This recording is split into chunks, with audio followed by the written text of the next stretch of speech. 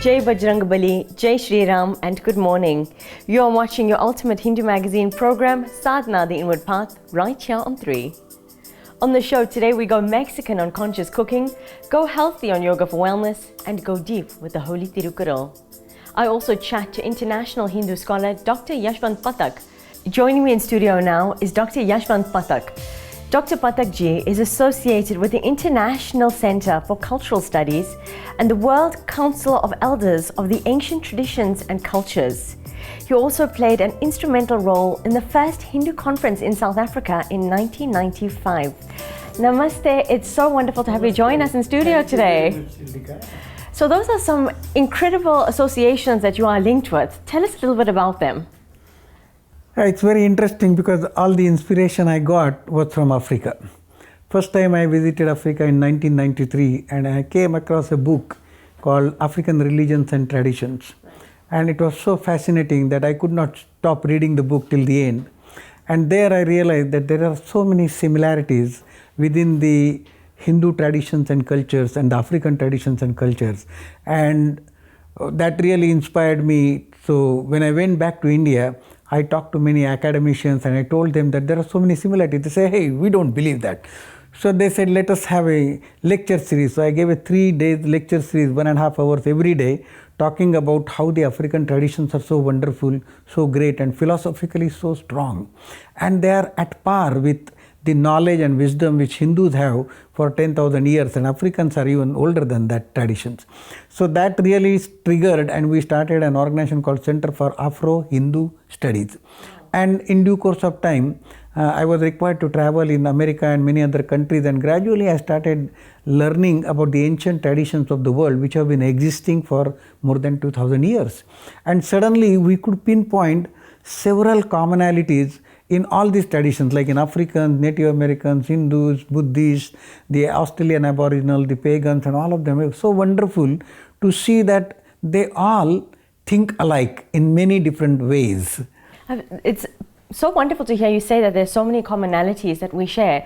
And the fact that, for example, you said between the African and the Hindu Indian tradition, I'm really astounded by that, because it's not even something that we contemplate, even as South Africans living in South Africa.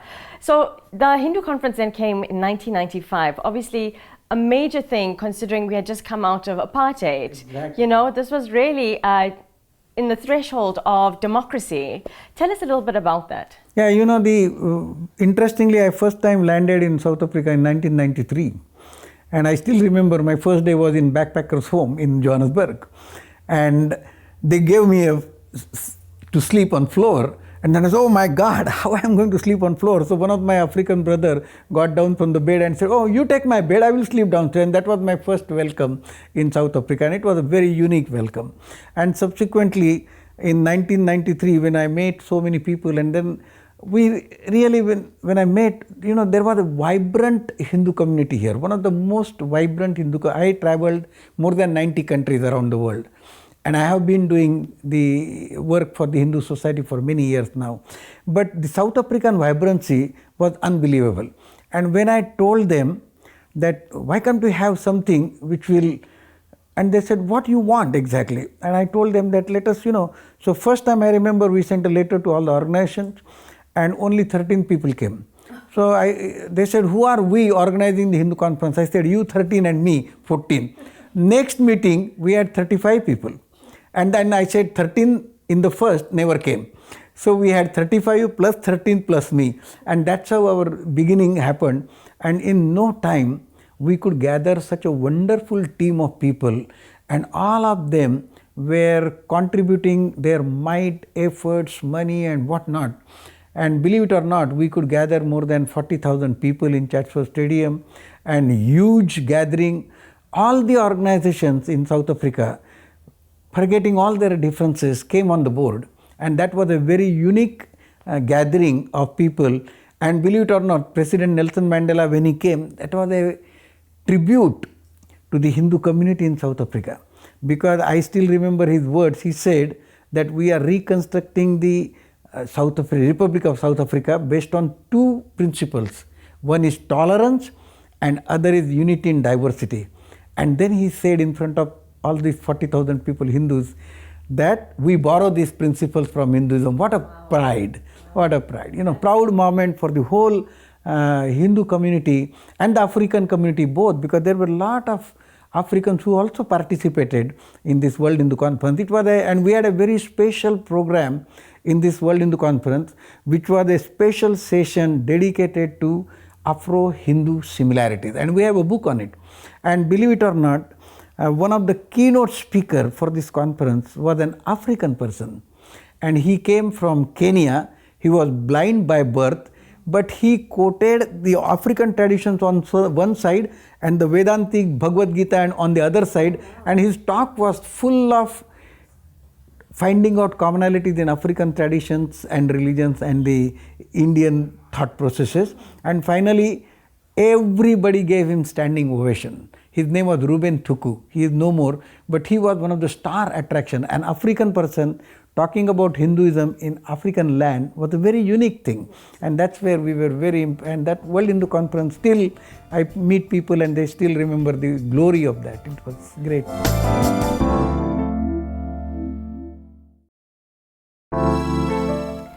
Thank you for staying with us. Now we are many years on from 1995. Why has that never repeated itself in South Africa? Why has a conference of that nature never happened again?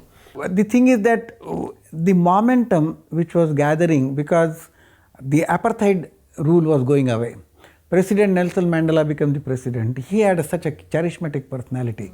And the whole environment at that time was so charged that when we told the people, let us dream a big dream, 50,000 people walking on the road saying that, Jai Shri Ram, or talking about Hinduism, and everybody felt inspired for that. And if you know, there is a big arch, and every year there used to be some decoration on that arch, but there was never Om for last 130 years. And we put that Om there. And that was really a touchy thing for the people. And, it had that need of the hour at that time. Absolutely. I also think you mentioned a very valuable lesson there, in that it's so important that we all learn from each other, and what we each do basically. Do you find, because even though Hinduism still exists 150 years on in South Africa and remains as vibrant, I think as a South African member of the youth, there's definitely a challenge with engaging the youth in Hinduism and taking it forward.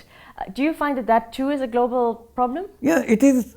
It's very interesting and very, very wonderful question you asked me, because, youth is a very interesting phenomenon in our life.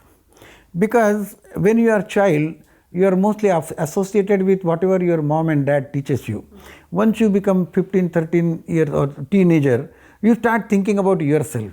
And then you want to find out your own identity. Who am I? And this happens to every youth in every community. So this is identifying who am I is a challenge. And youth would like to do experiments. They don't want to believe what is taught. So they do experiments in different ways. And these different ways bring out a lot of new things actually. So I always give credit to the youth, because they bring up a lot of new things into the system. They bring up a lot of new things to the community. And that's why this phenomenon of being a youth in the community is a very positive phenomenon for all of us, and we should trust our youths. If we trust our youths, they can change a lot.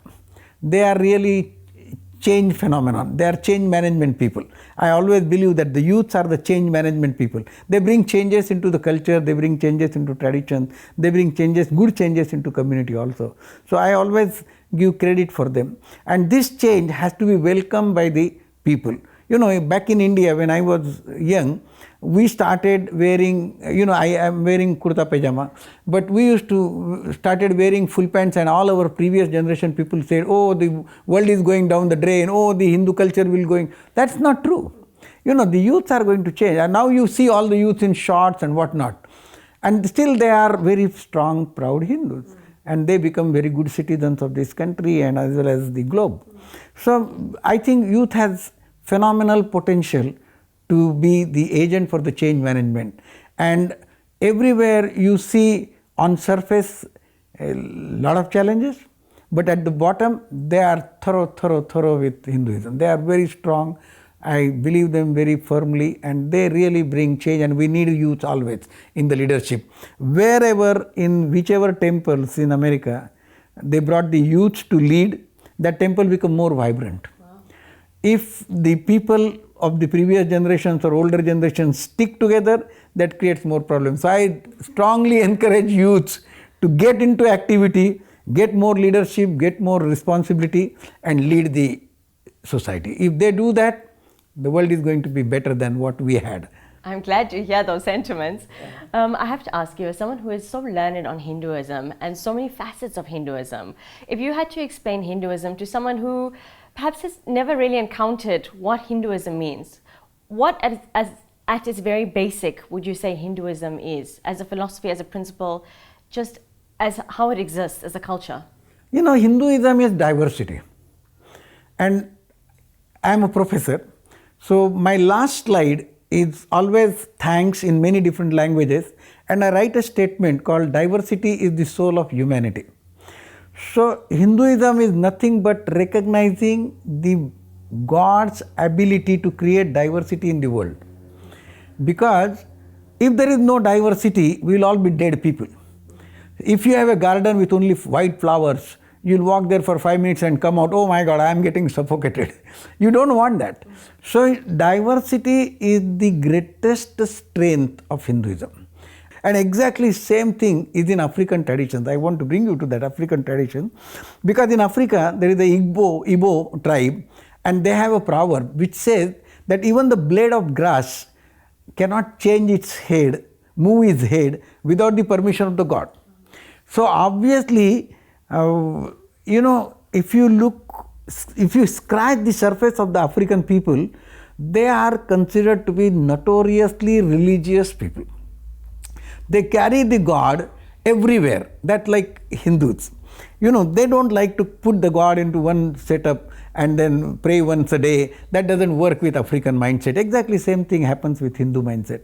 So these are the similarities. And this diversity really is the soul of humanity. And I strongly believe that the moment you start bringing up unitedness, we lose something. But we try to find out the unity within the diversity, we gain a lot. And that is the soul of Hindu principles. That's why we have thousands of books.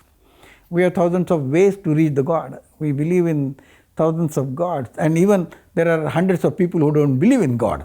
And still they are Hindus. That is the greatness of Hinduism. That is the strength of Hinduism. We need to count on that strength. Well, thank you for enlightening us today, and thank you for sharing with us such profound thoughts and words of wisdom. It's certainly been a pleasure and honor to have you join us today in studio. Thank you very much. I appreciate that. Thanks. Nice knowing you. So up next, for all those still feeling the winter chills, Anuradha cooks up a delicious 3-bean chili.